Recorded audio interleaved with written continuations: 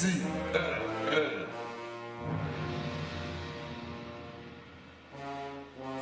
Radio.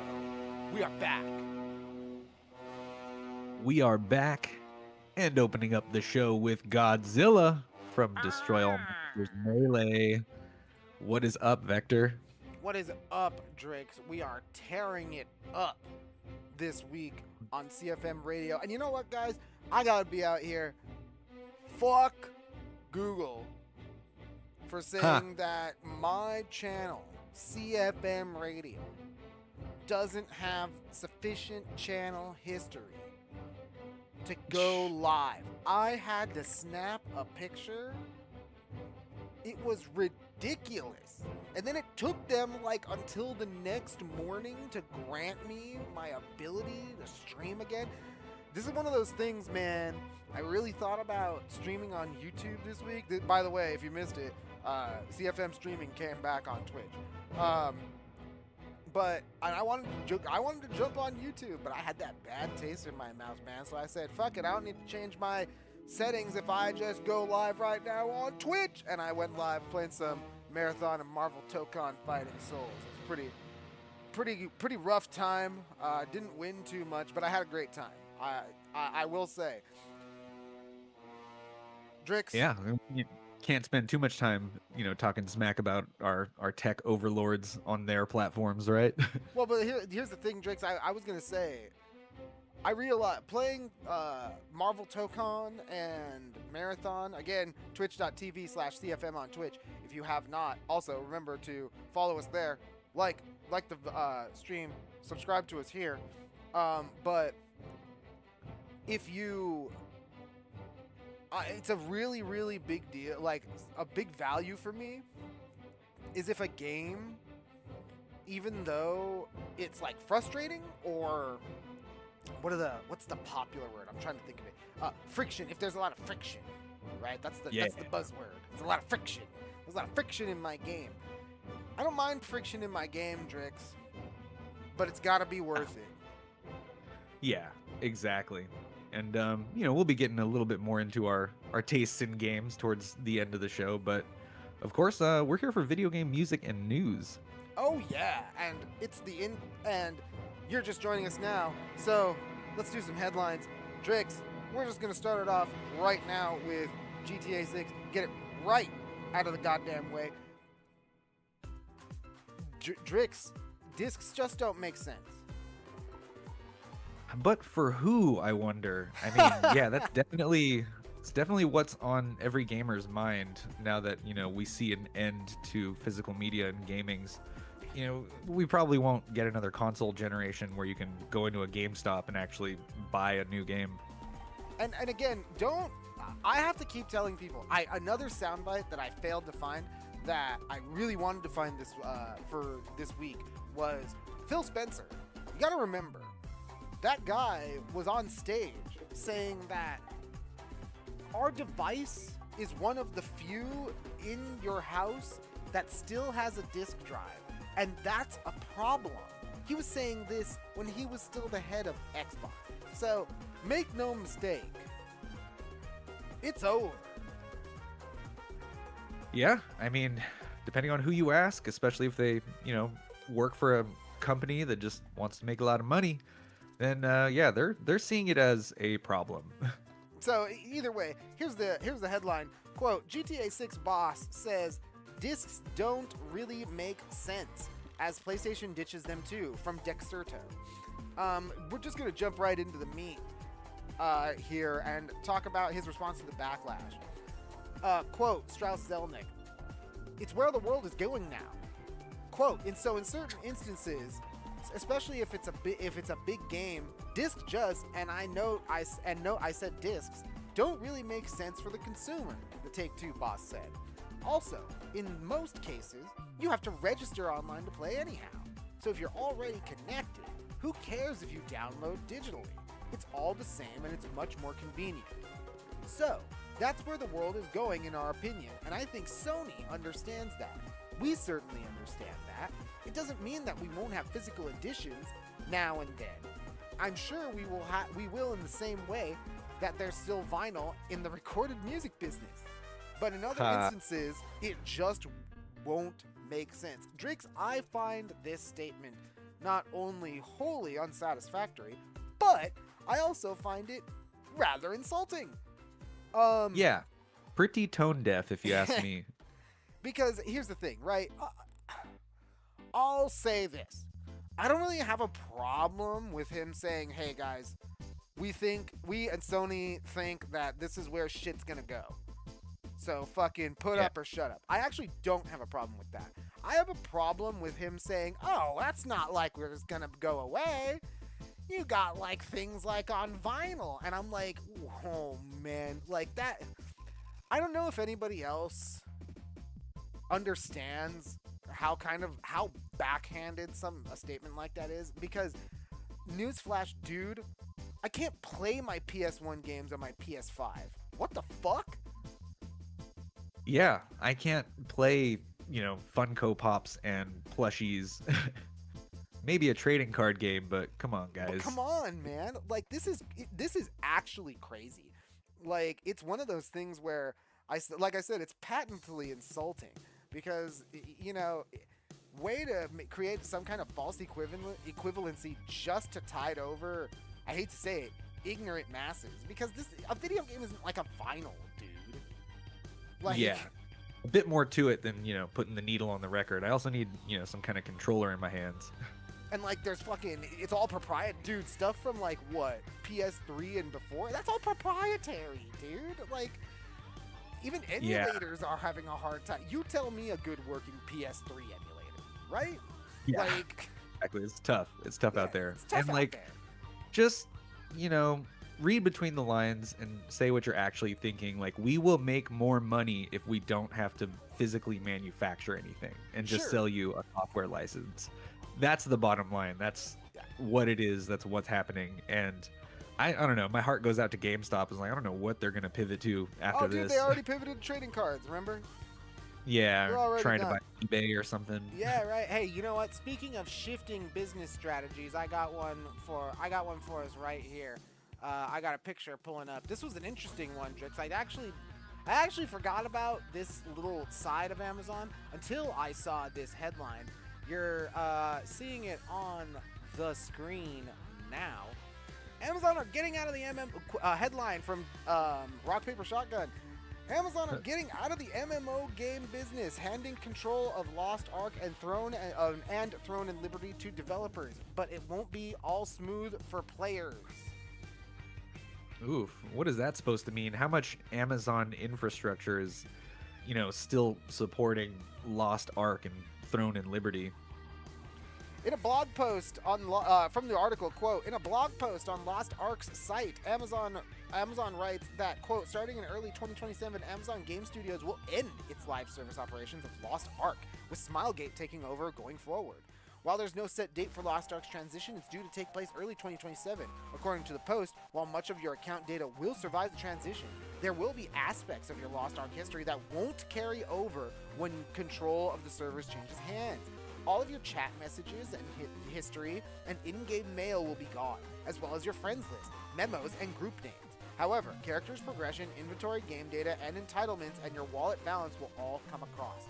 So, that's one of the... Oh, and also, your subscriptions will not carry over. Amazon says, quote, the active subscriptions will be canceled before the transition with appropriate notice. And they have already stopped selling the 12-month subscription. So, they're throwing in the towel, Drix. Oh, yeah. I mean, what a transition that's going to be. At least for people who are still playing it, you'll have most of your, hours of gameplay backed up. But it sounds like a bit of a pain to, like, re-invite all your friends and, losing all your memos and notes or whatever, really whatever you have. All your text-based stuff is, sounds like it's out the window during this transitional phase. They are super duper banking on this idea that everyone's on Discord, right? Yeah, right. Like, we're all from their platforms. They're just banking on that idea, Drix, because it's one of those things where, like, why would you do that, right? Like, why would you, like, I mean, I understand it's probably not making a ton of money, sure, right? Got it. But Yeah. what the text, right? It's just so strange. Yeah, is there not another like server with a hard drive you can just dump all this onto? Just good old copy and paste? But no, I guess not. Probably not worth the hassle, for your measly little social interactions. Yeah. That'll also be happening to Throne and Liberty. Also, subscriptions will be canceled for that. So don't go buying any of that stuff if you're still playing any one of those games. I would hold off, honestly. Like as someone who plays a lot of MMORPGs, these kinds of things happen from time to time, and it's best to just like give it the month and a half or so it needs after the transition happens. Like grind the shit out before you can. Like get that shit in there. But if Finish your quest. Yeah, get those last raids in. Like do it now. But use all of your subscription benefits, right? Like use them all. Yeah, all your level boosts or whatever you got. Or like at least redeem them. Amazon leave the gaming sphere, but it's up to developers now. And well, I don't think it's surprising. It's like I'm not surprised about it, right, Drix? Like, are you? Like, nah, they got bigger fish to fry, and these weren't like the most successful games either. Yeah, they had they were. It really goes to show. I think before we move on, I think I'll end it on that. I'll close this chapter on that. It goes to show that like these games weren't I'll put it out there. They weren't unpopular, right? No, like, no. Like Lost Ark and Throne and Liberty had good install bases, but and at the end of the day, so did New World, even though it went up and down.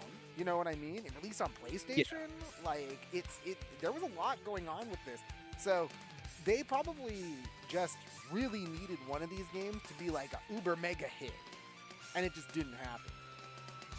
Yeah, they just need that little profit line to only go up. Only go up. Well, I mean, so so I'll give the grace where the obscurity is there. They gave it 4 games, right? They made 2 of them. Yeah. So like it's not a college try. Yeah, they really did try, but just they're not about that life. Nope. Not for us. Moving on. Definitely moving on, because Drix Gamescom is going on, and from GameIndustry.biz we have an interesting headline. Quote, Gamescom Dev Speaker Survey identifies potential impacts of AI on team structure and productivity. Oh yeah, big time. It's happening in just about every industry, including my day job. I've got Copilot installed. I've got Gemini installed now, and I'm expected to use them. Here we go. I mean, the best part about those things is you can kind of give it. They can kind of be like the over the shoulder guy, right? You don't need to ideate or do anything through that. You're just like, hey, is this centered? For me, it's advanced 2nd edition spell check. Yeah, see, and or like, hey, can you remove this background and make this image transparent? You know what I mean? Like, yeah, makes researching something you don't already know that much easier. Maybe you don't have to hire a consultant, even if your consultant is the entirety of like the internet and like it just combing through Reddit. That's the thing that I always say with these LLMs. I hate calling it AI. Just call it what it is. It's an LLM. Yeah. Like people yet. Yeah, it's one of those things. Like these LLMs, like they're kind of like I made this comparison the other day. Like, it's kind of like a parrot, right? Like a parrot can like learn how to say things. It can be cute. You can even understand it, like you personally. But like it really doesn't know what it's saying, right? Like yeah, it doesn't have that kind of sentient intelligence to like understand with full context the way. Not unless that bird is like loved and trained. You know what I mean? Like they are intelligent and they can learn language, but they just mimic. If you're not a trainer, you know what I mean? Like Coco the monkey doing sign language and stuff. That's what your Yeah. LLMs are. Yeah, essentially, it doesn't really understand what it's saying. It's just like, oh, you wanted this? I got it. I found something that looks like it. Isn't this it? And it's like, kinda? like, Yeah, it's closer than I was before I asked you, a Gemini. little? But either way, getting into the meat of this article, quote, nearly half of the 100 speakers surveyed identified AI-assisted development as the most significant industry trend for the next 3 years, followed by hardware and RAM prices, 28%, the creator economy, 7%, and user-generated content, 5%. 30% of respondents prefer minimal AI involvement in development, down from 33 last year. In contrast, 34 believe code and production will benefit most from AI assistance. Regarding AI's impact on jobs, 36 believe it will change the roles rather than reduce team sizes, while 33% expect smaller teams. 14% anticipate higher individual output, and 17% do not expect workforce reduction. More than half the respondents identified economic uncertainty as the industry's biggest challenge, followed by market saturation at 38%, discoverability at 35%, and the rising cost of development at 30%. Oh yeah, that's a lot to worry about for anybody making a game nowadays. And I really want to I do want to stress discovery. Yeah. You want to talk AI, you want to talk Put yeah. yourself out there. Well, you want to talk AI, you want to talk LLMs, you want to talk all this kind of stuff. The worst ones and the most, I guess you could say, nefarious ones, to use a word that's mired in hyperbole. You can say that your Steam For You page is like the most damning thing to discovery ever invented.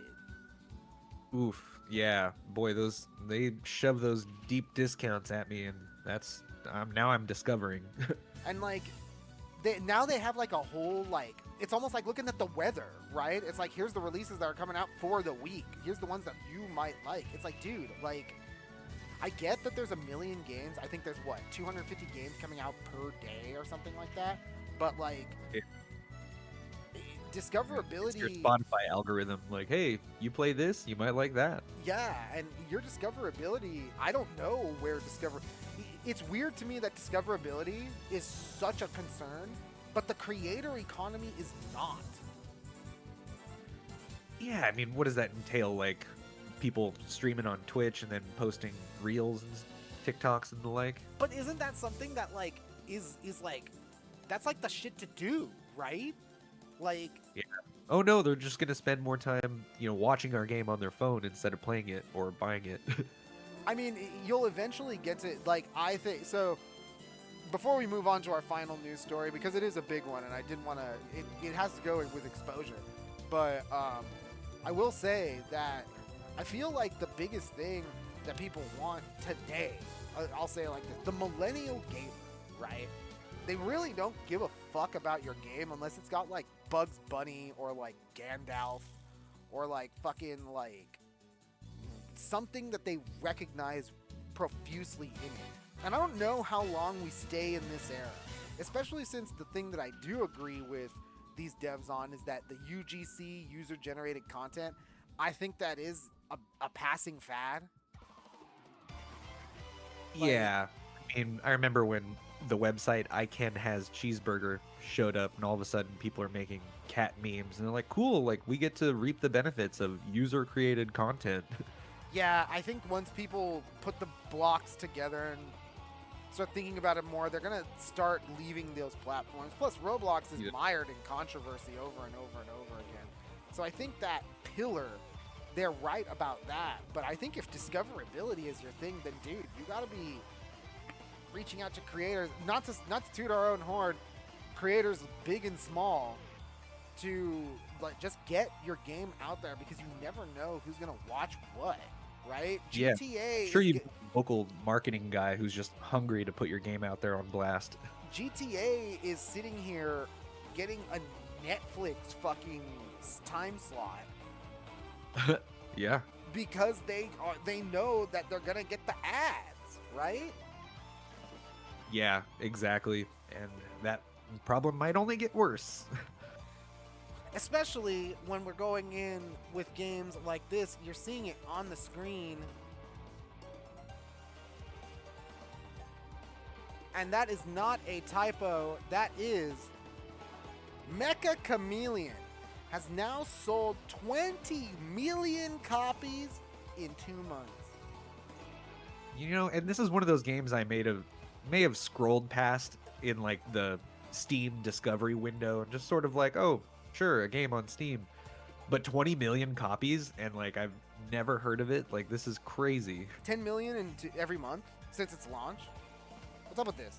Yeah, that's nuts. That's quite a story. Jumping into this, quote, Mecha Chameleon sold its first 15 million copies in only a month, so its sales pace has slowed somewhat, but an extra 5 million sales in 1 month is a result most other game makers would clamor for. And while the game's peak concurrent player numbers have dropped and are nowhere near the highs of June, the game still pulls in a regular daily audience of around 22,000 players via SteamDB. Such has the game's success been that Mecha Chameleon has been one of the most played games in the US across Steam, PlayStation, and Xbox. It's mostly smooth sailing for Mecha Chameleon, except for an unfortunate 24 hours when user-made maps were found to contain malware, just as the official Discord server was hacked. Both issues have since been resolved, but it was certainly wild to witness. Yeah, you get popular enough, somebody's gonna want to hack you, I guess. So hey, you have know what? security up. You know what, man? This is the thing: is that like, how do you get? I don't know the answer. How you get your game to be Mecha Chameleon? Like, yeah, no, that is absolutely lightning in a bottle. And you know, it is kind of in this trendy genre of like friend slop that like maybe it's a passing thing, maybe it's just what's hot right now and it'll go away in a bit, but like 20 million copies is nothing to scoff at. No, not at all. I mean, here's the thing though, right? Is that I think this is where I think you're right, and I think this is where, and you see the big player drop off. I think this is the thing that people need to reckon with. You know, you hear a lot of talk about player numbers, Arc Raiders going down, Marathon going down, Roblox going down, everything's going down. I mean, new games come out. Yeah, like you guys are all fighting for the same gamer attention span. Like, let it ebb and flow, like, you know, the human condition as it is. Like, I get it that, like, as capital you can't G eat the same meal gamers, every day. right? Some people can't. Not everybody. But and like, you know, as capital G gamers, I understand everybody, right? We're all painfully aware of how fucked up things are in the industry as a result of whatever. Take your pick, right? But yeah, like, dealer's choice. It's if we want to be optimistic, in even like, and I'm not even talking about like, oh my god, let's just like ignore everything. Like, no, like, Mugenics came out this year. Oh yeah. Like, you know, like Crimson Desert. I wasn't too keen on the idea, but everyone seems to have liked it. There's a ton of great games. There's a game that just came out this week, Agent 64, something like, and it's like if GoldenEye went into the modern era. There are so many good and interesting games out here. Marvel Tokon Fighting Souls, we're going to talk about it a little bit later. Like, it's really interesting to me that when someone's like, oh my god, the player counts, it's like, bro, what if they just went and played another game? Yeah, exactly. There's, you know, it's, I would put that under the you know, oversaturation category of concerns or from developers. Hey, you know, yeah, tell that to me. You got me. This wacky stuff, this wacky music means we got to take a break. Drix, what is this wild thing we're listening to? This woodwind instrument is from Kirby's Air Ride for the GameCube. This is a City Trial Item Bounce. City Trial Item Bounce, CFM Radio. Clusterfucked Media. Remember to give us a like, subscribe. We'll be right back. Holy shit, I need to grab some water. Be right back.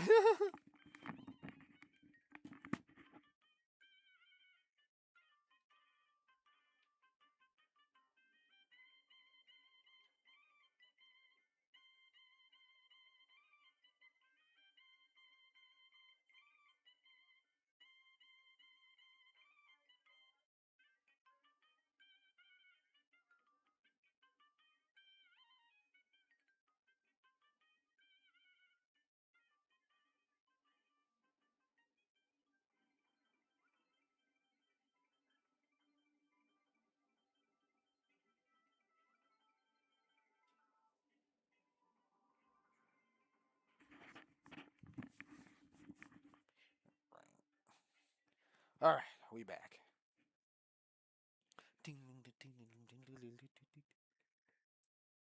Whoa.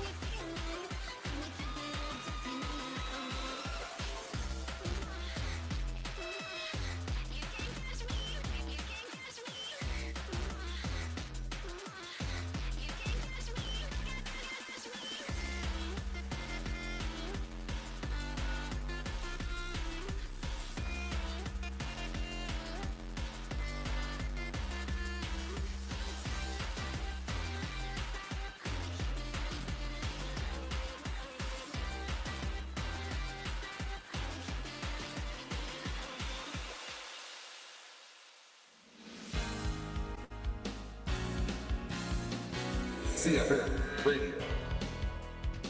CFM Radio. We are back.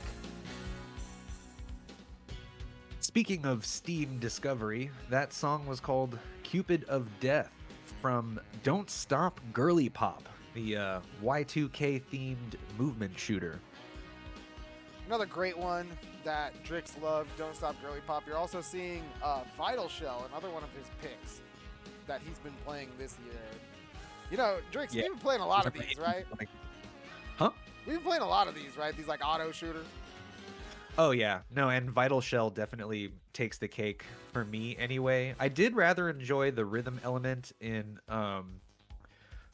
Devil Jam, yeah, because I like heavy metal and Sure. rhythm games, so that was cool. But something about Vital Shell and its PS1 like Armored Core aesthetic, yeah, it really gets me. And I think that game in particular really got like the auto aim versus manual aim down, so it's like when I click, okay. I aim over there, and like I have certain special weapons that I actually have to like aim because they like pierce through the hordes of enemies or whatever. So I really like the balance in that one. And that's the one I keep coming back to, ever since the inception of the genre with Vampire Survivors. Yeah, right. I mean, some people would argue it's like what Smash TV. It's like an evolution of the twin stick shooter. But I think those Oh like boy, yeah, like it really is. like a Smash TV game though. That's a little bit more hands-on, right? You're like making a little Yeah, bit it more. doesn't have that like roguelike RPG element. Like Right. you're not rewarded by dying in Smash TV. You just lose more quarters. Yeah, but we are gonna talk about right now a game that, Drix, I think playing this thing was kind of rewarding. At least I figured out what it feels like to be a dung beetle, right? Like, Yeah, that's definitely a question I've always had throughout my life is what would the experience be like if I was a dung beetle and Indeed. had to roll poop around? yep, and that's what you do in Dung Ho. You're seeing it on the screen right now. I got some. Yeah, I we got don't usually review shitty games, but and but we made an exception for Dung Ho. Yeah. This is just a first impression. I didn't catch a lot of footage, and we didn't play a ton of it, but we played a good bit of it. And here's the thing. I think, tell me if I'm wrong, but this is absolutely a friend slop game. yeah, definitely falls into that, current ongoing trend of just, wacky sort of novelty games that you pick up, play with your friends, and, really bond and have a good time Yeah. rolling poop up a hill or whatever. Hey, and sometimes that's a really fun experience. Gung Ho had some funny times in it. Watching this stuff fling and then the physics take its toll and go crazy. You know, like it is kind of funny, and it is it does light the fire under your ass to like, oh shit, we gotta go. You know, so it does have that like funny co-op angle. Yeah, But throw your buddies in a panic. yeah, and like I did. I don't know how much you like the power-ups, but I did kind of like the power-ups. Yeah, they get there. They're cool and fun, and they like play with physics in a unique way, and like somehow Building manage bridges. my ball of poop's health is like a really good time.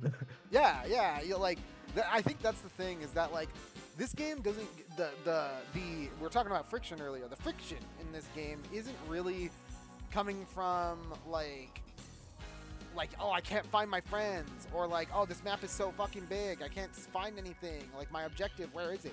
Like, no, like this actually, I think, cuts to the heart of the genre almost. Yeah. And it's Oh like, no, I didn't want my poo to roll that way. yeah, and like, you know, it really is a team effort. You would think that a game like this wouldn't be such like a huge team effort, but it absolutely is. And like, you don't just Completely different playing with friends or while you're by yourself too. Yeah, It's, like, totally. totally different experience. You don't want to play this by yourself, like at all. Yeah, Like, not really. I did a level where I was being chased by pirates too, and that was kind of fun. Just having to swat them away. It yeah, didn't too crazy, but it was an interesting addition to your general Katamari like poop rolling. yeah. So Gung Ho it's pretty cool, and it's especially fun if you got a group of friends and you guys just want to do something funny and silly, because this, like I said, this game doesn't have that weird friction like that other friend slap games do, where like, oh man, I lost my friends, oh man, I don't know what to do, oh man, like, you know, like, where am I supposed to go? Yeah. Like, Oh no, you're not panicking like you're gonna fall off a cliff or like you're being chased by some ravenous monster. There totally is a niche and a market for just like cute characters doing cute things, even if there's a little poop involved. yeah, and like the gameplay itself, like I said, it kind of cuts to the meat of the genre, because it's just you and the ball of it's you, your friends, and the ball of shit, and you guys are rolling this until you hit the goal. So Yeah. Sisyphus Simulator. yeah, and like you're seeing it on the screen, the big yellow arrows are indicators on where to go, so you're never really lost. You can fly to your allies, so like there's not really anything stopping you from regrouping. It's just get this shit moving, the game. Literally. Yeah. So we'll come back next week with a little bit more of, oh, this is me lagging out. It's kind of funny when the game lags out. But this is one of those games. This is just a first impression.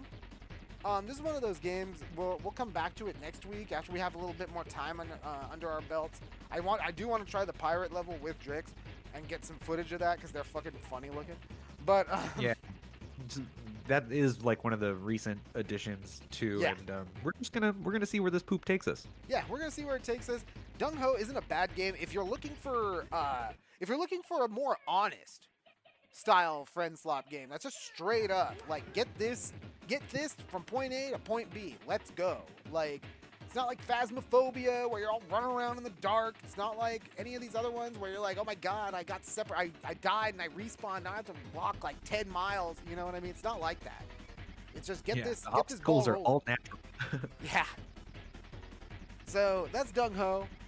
We'll be back with more coverage on it next week.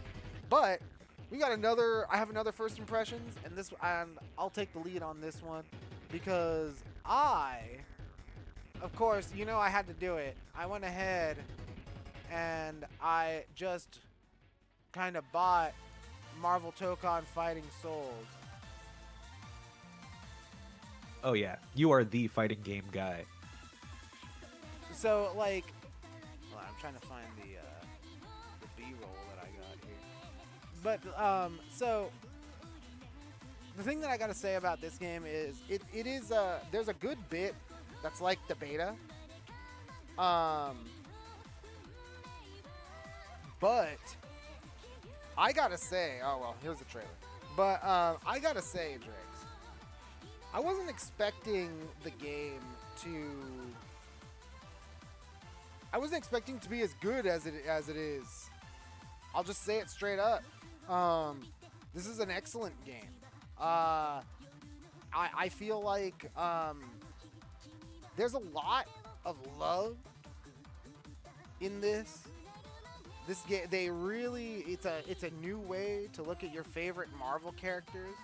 It's a, oh, I apologize for the Winner! Player! there it is. But this is my footage. But there's just so much to love about this game. Now I'm not winning a lot in this footage, but I just want everybody to take a look, because I don't know about anybody else, but this is the best looking fighting game I've ever seen. Oh yeah, when Arxis gets their hands on a Marvel license, you know they're gonna take it to the moon. And they really did. Like, character designs, move sets, dialogue, just the overall feel of the game. And I will say, at least for me right now, Drix, this game, it's tough.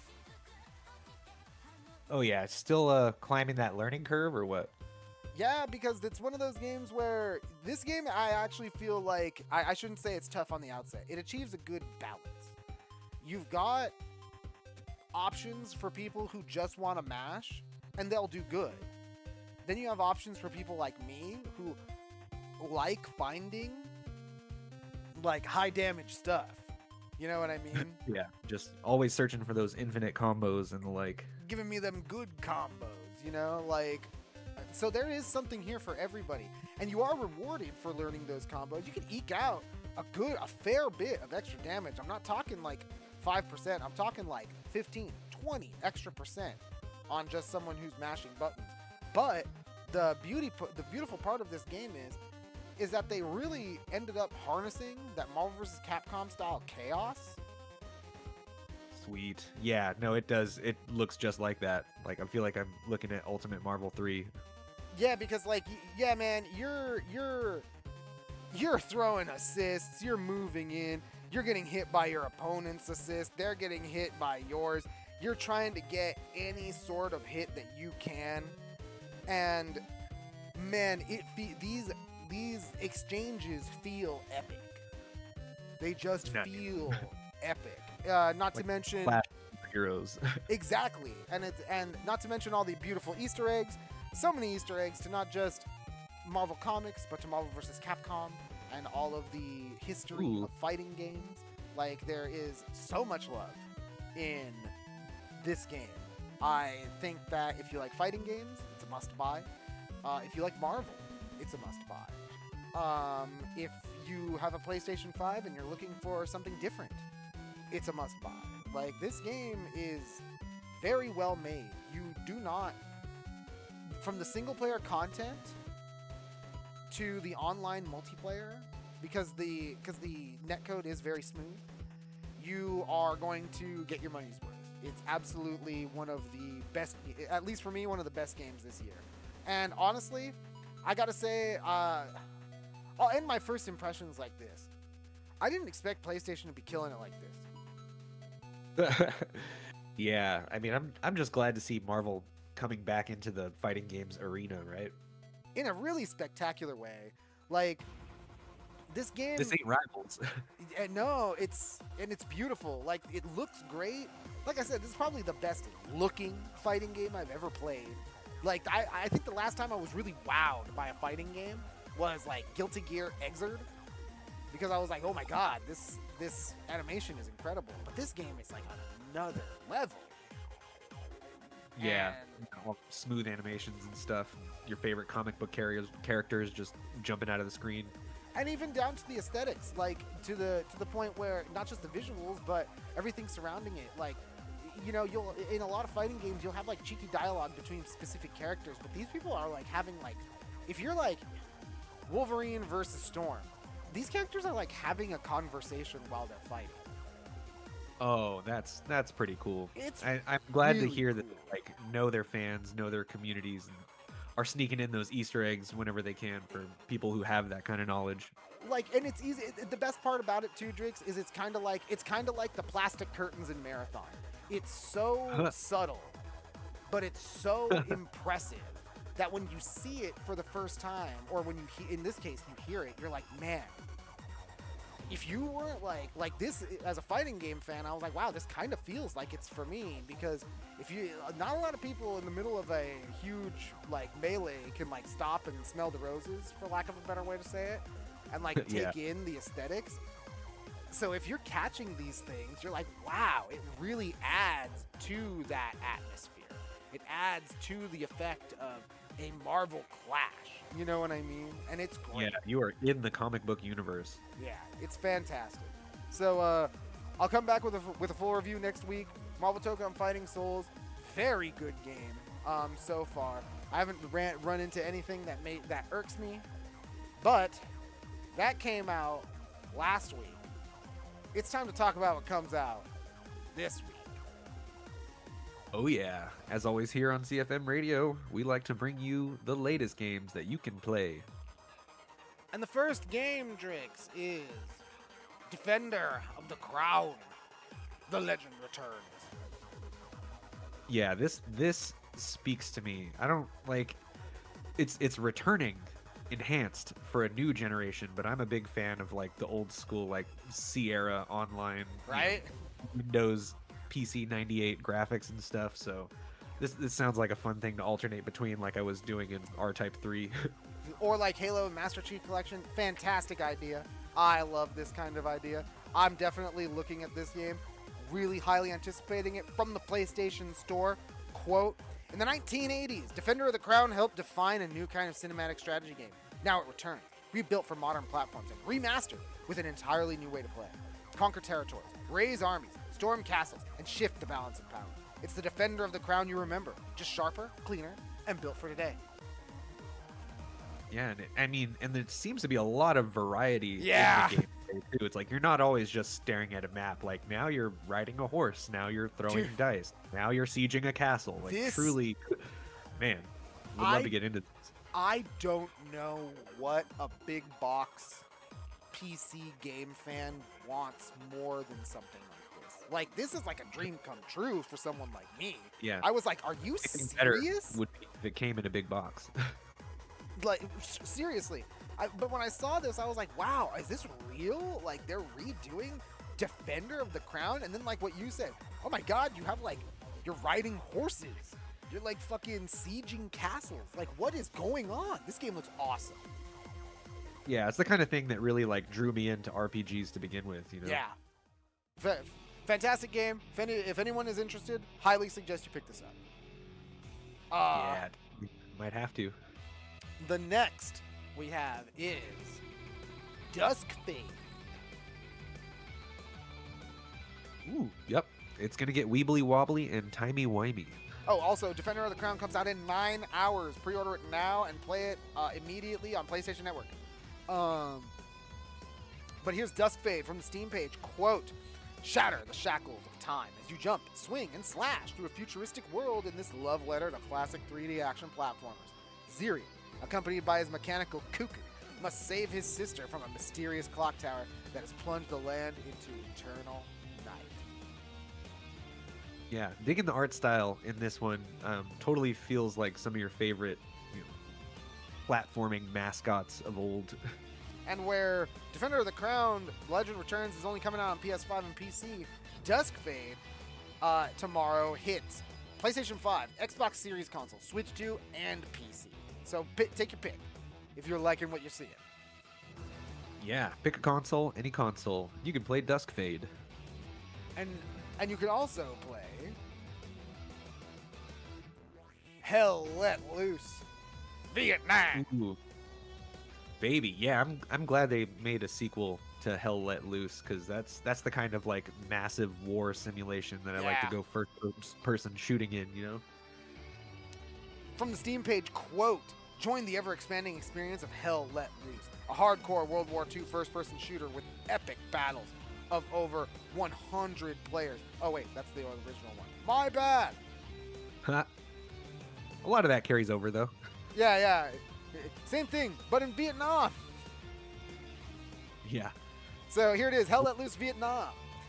Quote, step into the explosive fury of war with Hell Let Loose Vietnam. Play a decisive role in the most iconic conflicts in history, or in one of the most iconic conflicts in history, with expansive 50 versus 50 player battles where teamwork, tactics, and an arsenal of destructive weapons combine to shape the battlefield in your favor. And Drix, like you said, if you miss games like MAG or like OG Battlefield, you gotta try Hell Let Loose. Yeah, exactly. I gave it a few attempts, but my horsepower and, PC, I didn't have the PS5 yet, so I wasn't able to get into the first Hell Let Loose, but I really, really wanted to, so I'm glad it's coming back with a new theater of war. Right, Hell Let Loose Vietnam coming to you tomorrow, August 13th, 2026, PS5, Xbox Series consoles, and PC, unfortunately not on Nintendo Switch. Few mentions... A little more than that. Few mentions that we are not going to be playing the trailers, but we are mentioning them here for various reasons. Madden NFL 27 coming out tomorrow, or this Friday, August 14th. We cannot show that trailer. We'll get copyright strike. Then we have Wild Blue Skies goes 1.0. That's the Star Fox ripoff on Steam. Ooh. Looks pretty good. It's got great pixel art. If you like that stuff, if you liked the Star Fox from this year, just check it out. Yeah, I love a good, on-rail shooter. And I'm going to drop some Abyssus in the background here because I do... Oh, well, never mind. We'll run Kyoku in the background because you know what, Drix? It's time for our weekly discussion topic. Riff about 10-15 minutes because you know what, Drix? It's the middle of the year. And I think over the last year and a half or so, I feel like my tastes as a gamer have come into their own in a new way. I was a super hardcore competitive grinder. I really wanted to grind everything that I played, and I still do. I do my fair bit of competitive grinding. You know me. But yeah, these days, man, I'm just looking for something that when I sit down and I play this game, the gameplay just takes me away. I really value really good gameplay because, if it's one thing that Expedition 33 told me about being in my gaming era right now is that your game could have a sweet aesthetic, a pretty good story with some interesting characters, but if this game is boring or predictable or isn't trying to I wouldn't even say push. Nothing's really pushing any boundaries these days. Everything's pretty safe. But if you're not trying to be your own, then I don't really want to give the time, Yeah, in music and in gaming, you gotta do something to separate yourself from the crowd at least a little bit, and never forget the foundations and where you came from and why you started doing this in the first place. So what would you say your gaming era is right now, Drix?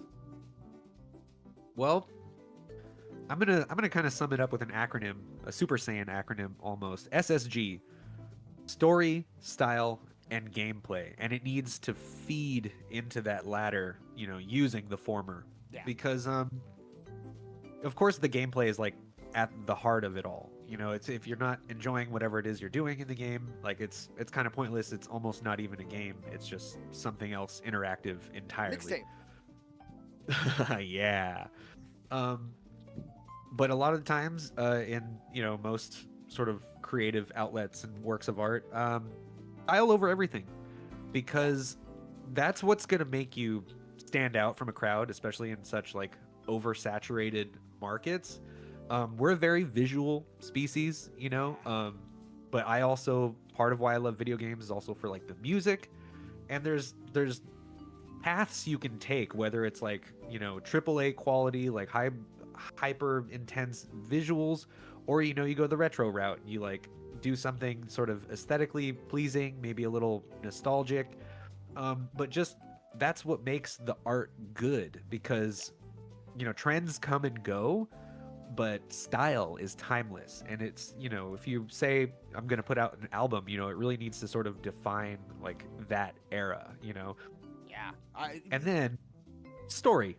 And by that I mean not just like writing as far as storytelling goes in video games, but also there's a lot of times where I'll buy a game or like watch a TV show just based on like the memes, Right. And so more or less it comes down to a sort of like word of mouth, like what are people talking about and like why, like Mecha Chameleon selling 20 million copies, like that's gonna raise an eyebrow and make some curiosity. But also things like Slope Crashers and like Dino Blade, these like solo developers are like posting videos and stuff of their in development games and like building a plot and like building a story behind whatever it is that they're working on. And it's kind of cool, even if it is just on social media, to like take people on this journey and make them feel like they're really a part of something, and that's not just multiplayer matchmaking. You know what I mean? I really couldn't agree more. I was talking earlier that the affluent gamer, the target demographic, right, the millennial gamer, they're the ones who really, I think people feel like that they really want a sense of like community and like drive, like in the game, right? Like they want a sense of community, and they like want a digital third space. I think that's more for the younger crowd. I think the crowd more like our age, I think you hit it right on the money. I think because that's our sense of community, right? Like the people you see every day at like work or school or what your commute, what have you, you know what I mean? And like the bonds that you make with them. And I think that we were talking about it earlier with GTA 6 on Netflix before the show. Like this is one of those things where I don't think people realize that like the normie is so important, to the point where like if you're like a kid, if you're like a guy or a girl right now, whoever you are right now, you played video games for like your whole adolescence, and then like you went to college, or like you went to like you graduated high school, and like you just decided to like give that shit up. But like you're one of those guys, you're like, yeah, I like Zelda, yeah, I like Pokemon, yeah, I like GTA, but last GTA you played was like PS2 San Andreas, right? Yeah, Like, they're out there, and they, have kids, responsibilities, jobs, whatever. But oh, totally. It's important to take time to like enjoy being alive as well. Well, but I think that's one of the things that I think that you're tapping into, or you tapped into with what you said pretty cleanly, in that you realize that like these kinds of people, when you're talking about exposure, those are the kinds of people that like you need to reach. Like the people who otherwise you're just trying to take players from Fortnite, Yeah, and like and again, controversial opinion. The Fortnites and the Robloxes of the world, they might be as big as God right now, but that never ever lasts, especially in the video game industry. Like, yeah, I feel like Fortnite and Roblox are old enough so that kids who grew up playing those games just sort of haven't grown out of them just yet. Yeah, and like, you know what? You'll always have those guys, right? Like, look at Warcraft 3, right? Like, people still play the shit out of Warcraft 3 in tournament. Yeah. You know what I mean? I love Dota. Yeah, right, exactly. I love Dota, but like, it's one of those things where you always have those people, but those kids, I anecdotally, my brothers are moving on. Like, they're moving on to games like their Maddens, their Counter-Strikes. You know what I mean? Like, yeah, they're finding their true esport calling, or yeah. Just at least even a different friend group. Just depends on who your battle buddies really are. So I think that's that's an interesting thing, because that's why one of the reasons we do Story of the Year every year as well, is because the Story of the Year doesn't need to be a video game. In a video game, written in a video game. Like, yeah, it could be Phil Spencer getting laid off, right? Yeah. Like, it could be Asha Sharma getting greeted at Bethesda headquarters by a giant rat statue, right? Like, yeah. Like, what's going on in your scene, in your niche? Yeah, with like, your people and your folks. And like, I think the one thing that we touched on this earlier too. I think the one thing that people need to get especially in like, or understand, I guess I could say, especially in this era of fleeting physical media and fleeting ways to practically and The practically shortest store attention spans. well practically store things like games, data, music, all those kinds of things. In order to practically store those things, in order to get them out and use them later, those things are becoming more and more fleeting. And I think we're going to reach, people keep saying, oh man, the industry's made a turning point. It's never going to be the same. I don't think we're at that point quite yet. I think it's gearing up. Maybe 28. Yeah, definitely. Like if not by the end of 2027, right? Because like it's something. I'll give people this. Something's gearing up.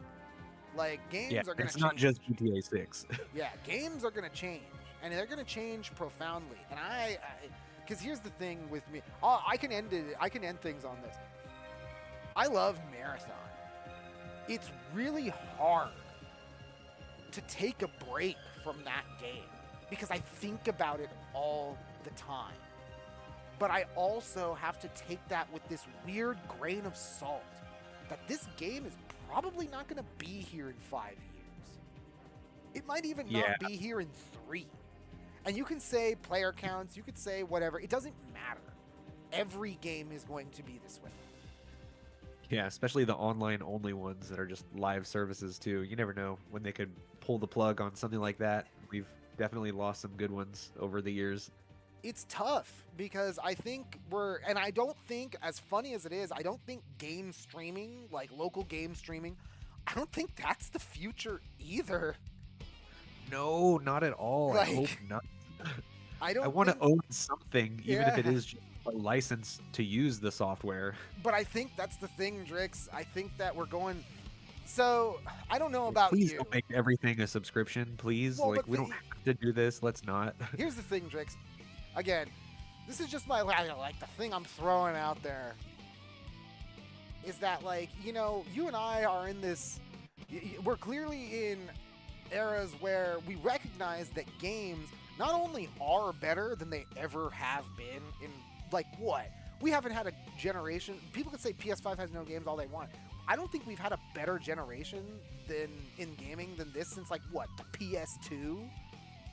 Yeah, things kind of just keep getting better and better because, you know, with every, 3 AAA games that you don't like and, like, talk shit about, there's, like, 100 indie darlings that are just waiting to be discovered, you know? Unbeatable right here I'm absolutely in love with still. We play them here on the show all the time. Like, and that's the thing. We make that our personal duty and commitment. Yeah, because it's one of those things where there's no reason to be all doomer in these days.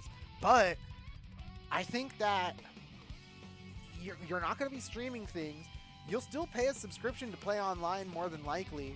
But I just think, honestly, Drix, shit's just going to get way more expensive. Oh, yeah. I mean, isn't everything? People are saying $1,000 consoles next generation. $1,000 consoles next generation. I think it's going to be $1,000. Drix, I think it's going to be like $1,300. And, unfortunately, I wouldn't be surprised by this. We already, got a price point for the Steam machine. So while that might be a boutique collectible where it stands right now, I mean, that could absolutely become the norm, especially with, the crisis. Yeah, and that's another thing. I don't think people are, game devs, if you don't like the way games are right now, you might just want to bow out of the hobby or go get a Nintendo 64 or something because, like, this is it, guys, for, like, the foreseeable future. Like, get a little yo-ho-ho with it, And I mean, I'm kind of the mind that many of the best games that have and will ever be made are already made. Yeah. So you don't need to always be on the hype train for, like, the hot new, thing to consume, whatever that might be. stick to what you love, what you know, and even if you're just digging around through the record crates of the past, there's still a lot of gold out there that I'm sure you haven't discovered because there's no way you've gone through all of it, right? Drix, Defender of the Crown is getting a remake. Like, Yeah. like I don't know what to believe at that point anymore. Like, Yeah. What was that, like on the Amiga or something? I think it was Coleco or something like that. Like it was. Commodore 64. I think it was a Commodore. I think it was a Commodore 64 game.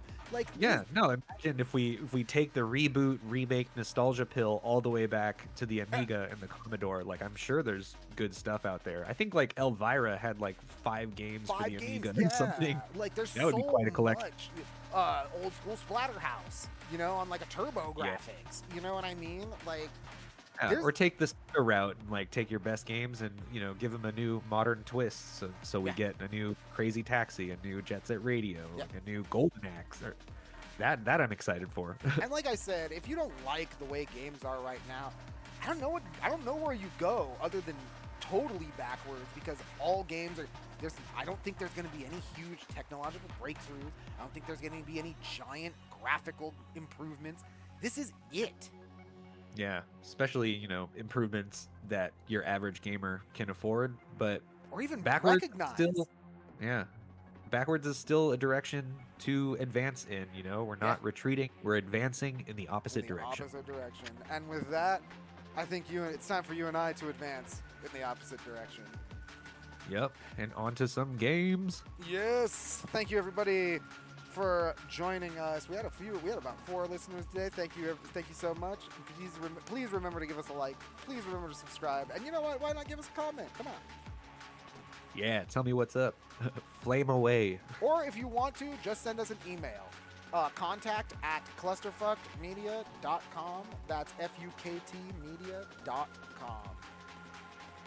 Good night. Good.